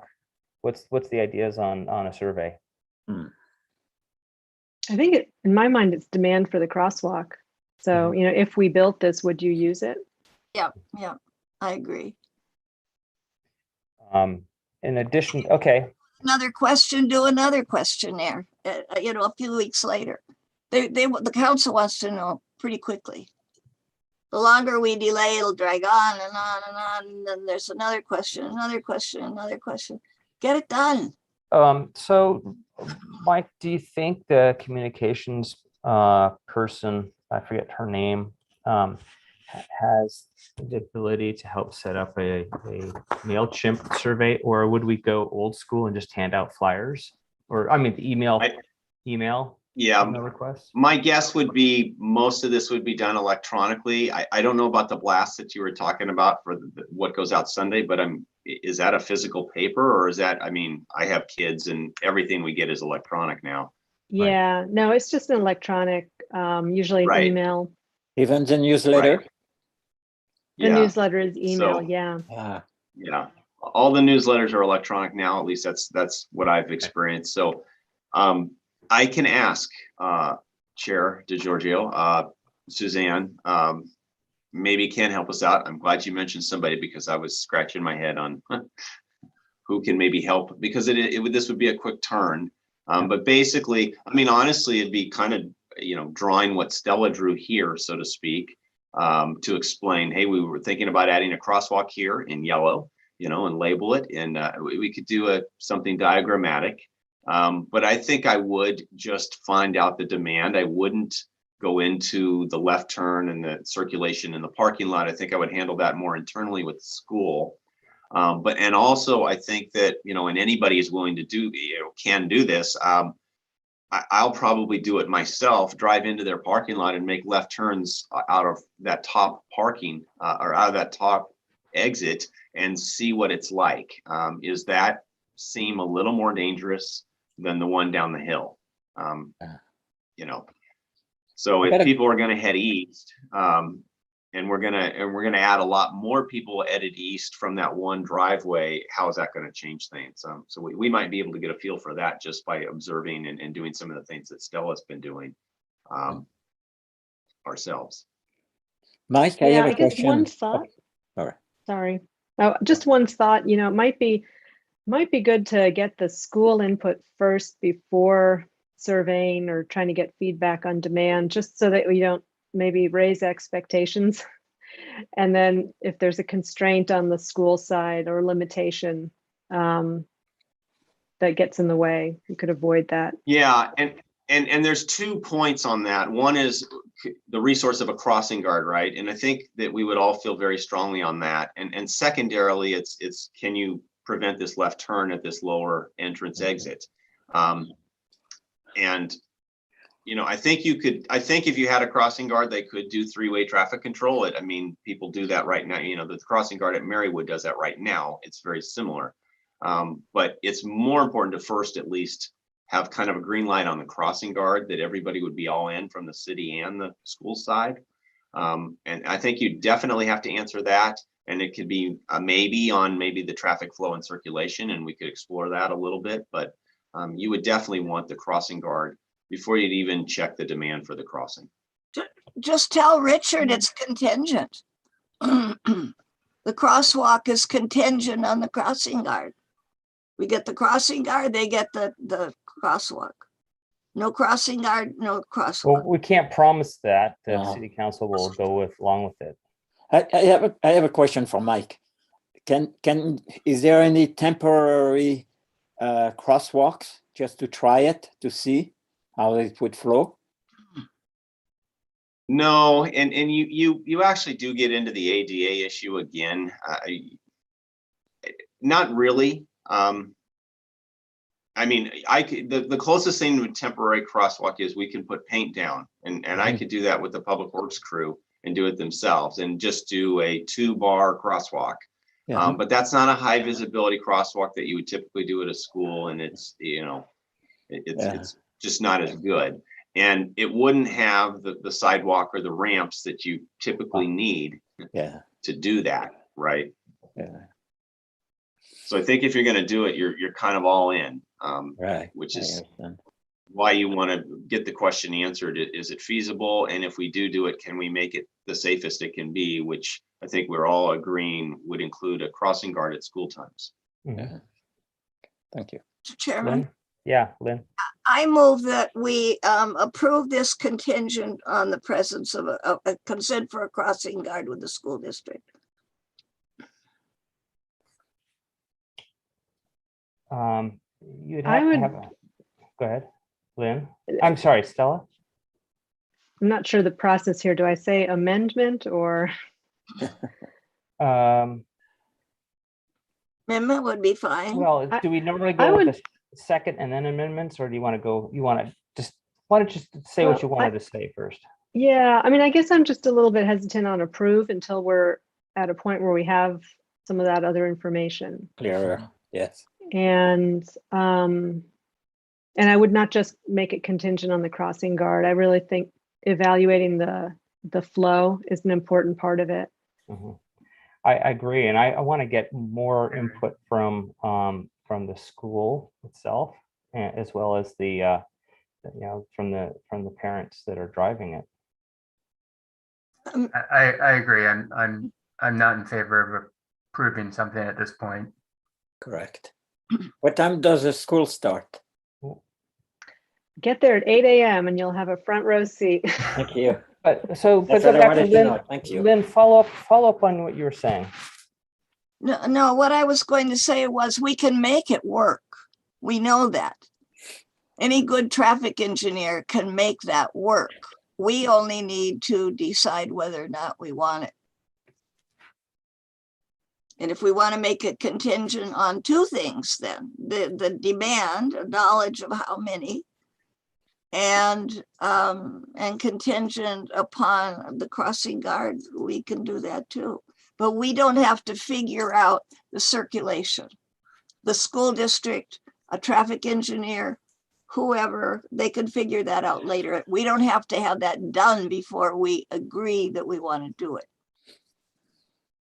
I'm all about quick recommendations when possible. This is a case where I would like more information before I go along with a recommendation to the city council, because our recommendation would be basically then at least three items saying to the city council, we recommend that we do this, and except that it has to have a crossing guard, right? And then, but we also really don't quite know if there's the demand for it. So I don't know how you get, I don't know how you say we should do it if you don't have the demand. But info. you can find that out so quickly. Okay, Mike. So the council, I mean, one of the items that was specifically sent back to the commission, and you've been discussing it, is to find out that demand before forwarding it on to the council. So whether that's through a survey, I mean, we did get some public correspondence, but we didn't get 50 emails, right? We got a few. And had we gotten 50, you would have already had information that, demand was there, for example, high demand. We didn't have that happen, and this was a quick turnaround. We didn't have as much notice, and this crosswalk, I mean, serves fewer households. So you're looking for a high percentage of those households to basically use this crosswalk should we put it in. So I do think it makes some sense to do something in the way of finding out more about the demand. And these other items for discussion, traffic flow and left turn, also make sense, but for sure, the council specifically mentioned should there be a need for this, and I think that's part of the thing that we want answered. Yeah, I think it's a really, really good point. I was, as I was watching, it was hard to understand like where everyone was coming from. The cars, I could see them at this particular driveway, approaching the driveway, but it seemed to me like probably I'm guessing a number of the people heading east on Roar who were turning left into the driveway probably lived on the other side of the hill. So there was, a disincentive to hike all the way up the hill to then have to go down the hill. The distance may not really be that great, but when you have a hill involved, there's, it's a bigger hurdle. And so, yeah, that also made me wonder about the demand for that location if it's really going to be just anyone who's living east of Reed. And maybe, I'm not sure exactly how far back it goes because my picture doesn't include that. But there are definitely people, I think, using the Reed crosswalk because they can, I think there was a sidewalk or close to it, maybe just a dirt patch on that north side by the open space, kind of over here where it says Crest of Hill. And then they can walk in and they can walk down an asphalt berm protected pathway in the driveway to get into the school. So it seemed like, Burnt Oak Circle, Warwick, they were going to be the main kind of draws to this. And they're not, I don't think they're that large of courts.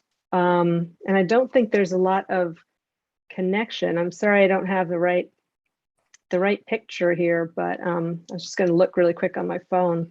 Well, say while you're doing that, there are sidewalks uphill from the entrance. So there, I don't know about the reference to a dirt patch.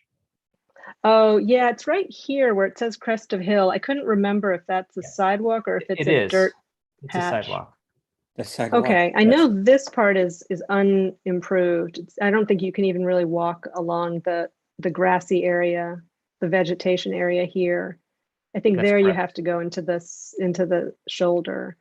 That's right. Okay, so yeah, so if that is the sidewalk, then yeah, people who are on Reed or west of Reed would use that and walk over and then pass through the parking lot. Yeah. So yeah, I was just going to take a look at that one part of what are the cul-de-sacs there. I do remember during some of the public comments in the Burton Valley pilot that there were comments about the need for sidewalks on this section of Roar. And I remember specifically thinking this would be a good spot for one, but it is a question of demand, I think, and whether or not we need to do a little more studying. Yeah, I mean, I'm looking at it right now, and it's actually just Burnt Oak Circle and Warwick Court that feed into this area here. Mhm. There's no other courts, and so it may only be about maybe 20 homes. I'd have to count it. Yeah, the people who are south of Warwick Court by a bit, they're connected to Silverado, so they can actually go that way and then come back around. Mhm. So yeah, and I should say that I think I looked in my side view mirror at one point, and I did see three crossings at Burnt Oak Court. So parent and child, and then parent coming back. So I did a quick count on Google Map, and it's like 23 homes, and that's section between Reed and Warwick, the other side. I mean, basically including the Warwick, the Burnt Oak, and yeah, those areas. It's about 20 homes, I think. That's yeah, I think it is really just those two. Yeah. I mean, it's uphill to the Reed for the Burnt Oak Circle people, but they would still have to walk uphill along the shoulder anyway. So okay, let's go. I think we're kind of going in circles. So the question is, should we get more information on the potential demand? I personally, from a cost money no object, if the development is being built right now, I think that they would have put in a sidewalk and a crosswalk there. It seems like that. The fact that there's no sidewalk, no crosswalk there, is that an oversight, or people never really wanted it? I would think it's an oversight, but I don't know. Lynn? It wasn't until Mike striped the road that people really started walking on Roar Drive. There were a few very brave souls, but the road was given over not to any striped pathway on the sides, particularly, that were terribly useful. They were very narrow, and mostly it was given over to cars.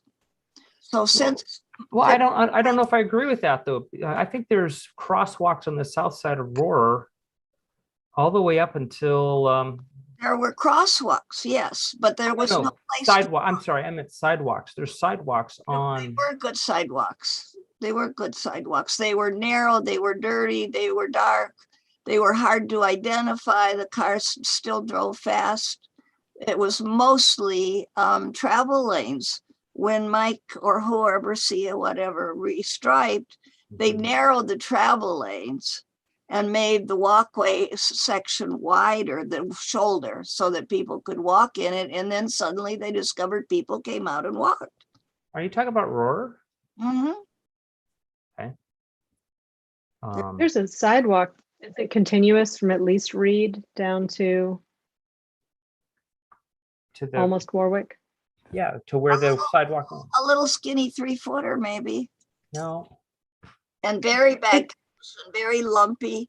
Okay. It may, well, no, it's pretty well paved concrete, but it may Yeah. only be 4 feet. Some places. It's a 4-foot sidewalk. It's Yeah. concrete and it's in good condition. And it's Yeah. from Reed down the hill to basically within one property of Warwick, which is Right. the sidewalk gap that was proposed as part of this crossing. So, I mean, you could have the discussion of adding that section of the sidewalk almost without the crossing, because it's a gap. It's, I think that would make sense to pretty much everybody to extend that. But it would be, I would think of it as more of a requirement should we put a crossing here, because that's going to tie into the ADA and the ramps and so forth. So. Excuse me, what I should have said was I'm talking about the whole length of Roar Drive, not just this little section. There are parts that are not too bad.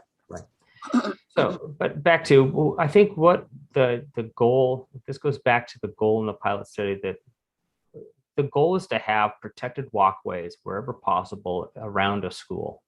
And to that extent, I support having a sidewalk and a crossing here.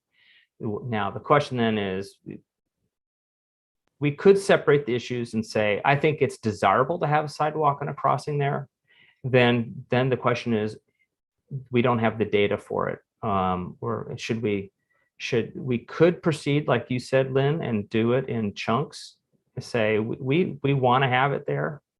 But I don't see why the city council will consider this until there's more data. Any observations or thoughts on that? I don't see anything wrong with getting the data. That I did want. But this council wants to know how it's going to spend its money, because if it doesn't do this, it'll have a lot of money to spend elsewhere. We're working on getting some things for them to think about for the other schools too. So there'll be no shortage of requests, I'm sure. I mean, I think that they probably, I don't pretend to speak for them, but they probably want, a thoughtful analysis and a best solution, as opposed to just a quick yes or no. Yeah. Okay. So my thoughts are, let's go through straw poll it. My thoughts are, let's not vote on a sidewalk and crossing here until we have some more information about demand. If there's not sufficient demand, we still might want us to recommend a sidewalk and a crossing. I don't know. I like the idea of having sidewalks and crossings available at every school entrance. I mean, I think that is kind of the desirable. Now, then that's a separate question from is it worth the money, or maybe not. Yeah, I agree with you, Carl. I think that there's two different kind of use cases. There's the students going to school and leaving school, which is its own condition where you have all these cars in one place trying to go this way and that way. And then the need for control of the cars and then the crossing guard. But then there's the other use case, which is just, hey, I want to go out and take a walk in my neighborhood. And isn't it nice to be on one protected pathway sidewalk on the south side of Roar, be able to cross in a marked uncontrolled crosswalk to the south sidewalk or to the north sidewalk and then go on my way. And so, yeah, they're two very valid uses. They just have kind of some slightly different treatment or conditions, I think. with each. All right. So are we at a standstill, or can we move to one direction, or No. so Lynn started to make a motion, it has not been seconded, that she wanted to have basically the staff report approved with an additional consideration of it needs to have a crossing guard at the location. Engine And then also the demand information would follow. Okay. So that would put us in the situation we would say we want it, but we haven't got the data yet. So we're not going to present. It means it's not going to go to the city council without the data. Is that everybody's feeling? supply the data later if you wanted to. Well, You could get the data very quickly. It's not, especially if we can get the data quickly, then I think we should just get the data and then come back and do this at the next meeting. Yes. I agree. Okay. Great. Any thoughts, Mike, before I'm let people know that you don't want to dilly-dally. You want Yeah. quick. Okay, so let's move to like, how do we get the data and what can we do to survey people? Okay. Stella, you said you had contact for the newsletter that's going out. Would that be worth sharing with Mike? Do we want to have, Mike, do you have the capacity to develop the item for this, or do you want us to do that for you? Right now, I will take offers of any help. I just, Okay, just That's being what I- honest, right? that's what I thought you You said. know, Okay, Well, so yeah, here's if I could have, yeah. Thank you. so do you I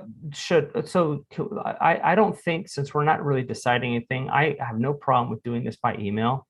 Do you want to send me or should we send Stella, would you mind volunteering for sending a blurb to the newsletter?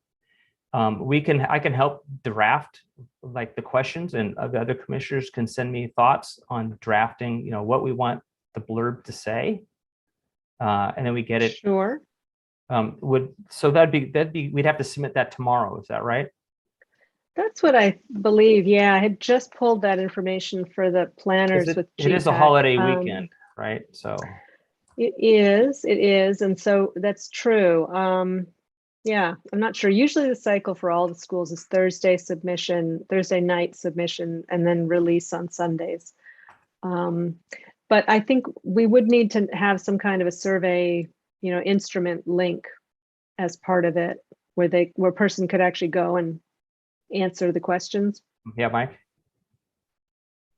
So I think given that, I mean, there's where we advertise this, and that would be in that newsletter from the schools. But I think that the link and so forth, I think that Suzanne could help it come from the city. I think it should come from the city in that regard, because it's the city council's data that they'll be, and maybe we're 1 week out on that. I mean, I think tomorrow is asking a lot. And if we made our goal, and maybe Stella, if you could find out if it is Thursday or if it's next Wednesday or whatever, and you can get that information back to me, I could at least between now and then have discussions with Suzanne about setting up that link or the survey or what it looks like, or the doodle pool. I mean, whatever it is, right? Whatever tool that she has, in cooperation with the school through their, burst of newsletter.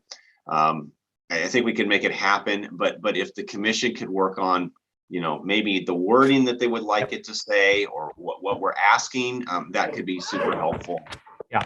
To extend that, I would also be willing to, I think that's a great idea. It would be great to have a half-page flyer that would have a QR code on it. We could also hand those out to people driving in and out of the driveways. Next week, I'd be happy to help with vehicle counts. And I'd also be happy to just walk around and put a flyer in everybody's mailbox. That'd also be old school effective, I think. Be sure you put where you want it returned to. Oh yeah, a QR code or a link to a MailChimp survey is what I was thinking. So, okay, so why don't we do this? If next, okay, we needed to, we'll develop. I'll be glad to help develop the survey. Mike, you're gonna find out about whether city staff can help set up the actual WebChimp or whatever it is, survey mechanism. I think we need to get a draft back to you by like Tuesday next week or Wednesday. Well, Monday's a holiday, so it'd have to be Wednesday, let's say. Is that too tight of timing, and then it could possibly go out on Thursday? That's probably fine. And in the meantime, I'll be asking what we could do to set this up, and still have the contact for the school, or we could reach out to them for this newsletter. Will be part of what we'll need, because obviously we'll have to coordinate them advertising this. If you want to do the half-page flyer, I could inquire about that as well, where somebody or anybody is physically handing these out, as a different method. That's okay too. Just an idea, but yeah, I think the idea of surveying the residents nearby implies we could just put something in their mailbox. Just real quick, don't put anything in anybody's mailbox. No, I was going to ask. Tuck it in the flag. You could put it on their front porch. Yes. Tuck it in a shingle. Why is that? Against the law to put it in the mailbox. No. Oh, you mean Correct. because no poster? Yeah. Oh. That's But yeah. It's Only the federal family or property. the You can Yeah. do it really quickly if you have one person driving and the other one jumping out. Fine. Okay. Well, we'll figure that out next week. But that's a lot of mailboxes. Well, anyway, I mean, it's not a lot of houses there, so yeah, we'll knock on the door. Okay. you So- can do door hangers, Yeah, or you that's, can tape it to the mailbox or the outside. That's fine. Yeah, I'll Yeah. just tape it. Okay, fine. So Sure. but back to the important part of developing the survey. So you need questions, or you need the text from us next week, early next week, right? And then I'll be glad to help develop that. Anybody want to send me their ideas or want to work with me on it? Okay, then I can send you some. Yeah, I I can can send you send you some some ideas. sentences or. everybody send me your ideas, okay? And then we'll come up with Yeah. something, and I'll send it back out to everybody, ask for Ask feedback Mike. on it, and if it works out, then we'll just send it to Mike, okay? And I think the simpler the better. I don't think it needs to be overly complex. That's right. Yes. Right. So send me your initial ideas. I'll craft something and send it out to everybody for feedback. Then we'll get it to Mike. Target being on Tuesday or Wednesday. If you can do it in color, I think that's better. I don't know if you can, but if it's going out on the internet, what's wrong with what we have here? This is very pretty. Okay. The more attractive it is, the more likely people are to look at it. And All right. Oh, that's a good point. Yeah, the school newsletters give you, I think, 100-word limit. Ah. They really want a pretty terse Yeah. thing, and maybe one small graphic, but that's about it.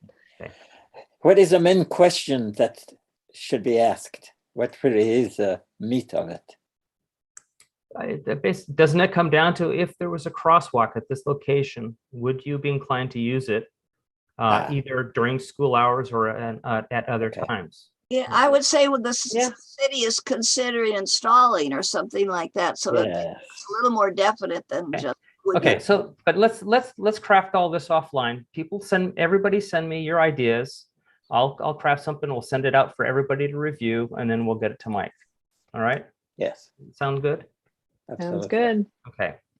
Thank you for all the discussion. Again, we all want to make a safest environment for kids to get to school, and also for multimodal, having Yes. people walk, around the neighborhoods, not just for the school area, but to Mike's point, it'd be great to have sidewalks connect all the way there at some point. So, okay, let's go on to commissioner and staff reports. Does anybody have anything they want to share? Oh, I could give you a brief Gpac update. Thank you. Let's start with that. Yeah, so yesterday there's a special meeting of the Gpac. It was to have basically breakout sessions, breakout rooms to discuss a draft mission statement. And I think there were about 40 attendees. I know Commissioner Hedane was there. And really the feedback was just going to be going back to a subcommittee, a mission statement subcommittee that would be tweaking the draft and bringing that back to Gpac at some point. Yeah. There's still an opportunity for anyone watching or listening to submit their input on the draft mission statement. And it is a survey that is at the planlafayette.org website. You do have to register for a username to do that. But there's a series of questions about your reactions to the draft. That's great to hear, because I saw the emails, right, came out, but I was honestly a little confused. I needed to think about it, but I was out of town, so I just couldn't go to the meeting. I think Friday's the deadline for the survey. Okay, So there's that's still great. time. That's great to hear. Stella, did you meet in person? No, Oh. all the meetings are still Zoom, Okay. but there's a function where you can basically be assigned to a breakout room. So for example, you and Lynn and I could all go into our own little Zoom, and then we could go Okay. back to the main. So I that's see. how they did it. Okay. Thank you, Stella. Yeah. Anybody want to share anything else? Now I have a question. Are we getting a new commissioner? Well, I don't know.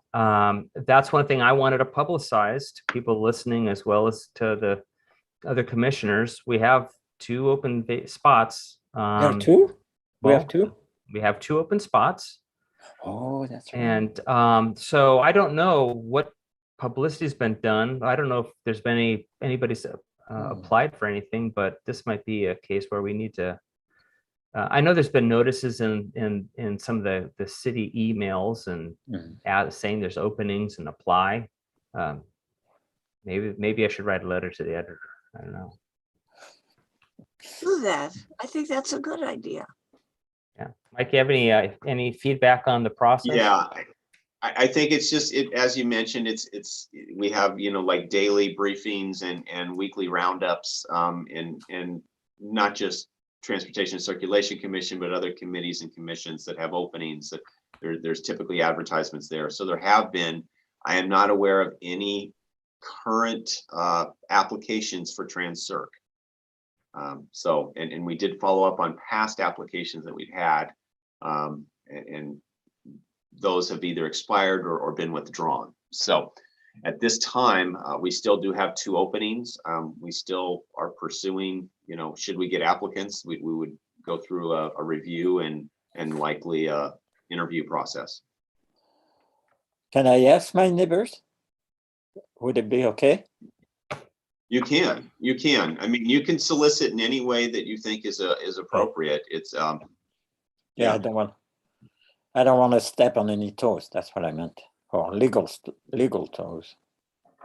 People anybody can apply for a position on a commission. They have to just fill out the application form, and they can mark 1 or more, areas. So, Lynn, you had a comment? No. Okay. All right. So I just highlight that for everybody. I guess the only other thing I wanted to say is, unfortunately, we couldn't say it in the meeting, but I did want to publicly recognize Sia who has now left us for Sacramento. But I wanted to recognize publicly that, I thought that he did a lot of great work in a short period of time. The whole Burton Valley pilot was a difficult, long process, longer than I think we expected. But I thought he did a good job on it. And so I look forward to having a replacement, and I know Mike look forward to that too. So that's what I wanted to say. Anything from anybody else? Thank you, Sia. All right. He was very likable, Sia. He was. Okay. Yeah, very Well, good luck, Mike, with the process of finding a replacement, and I'm sure you'll update us next time. So if there's nothing else, I'm going to adjourn this meeting. It's 9:07 p.m. and hope everybody has a great night, and send me that information. Yes. Okay. Thank you. Thanks, all. Right. Good night, night. everyone. Good Good night, night. Trees. Good night.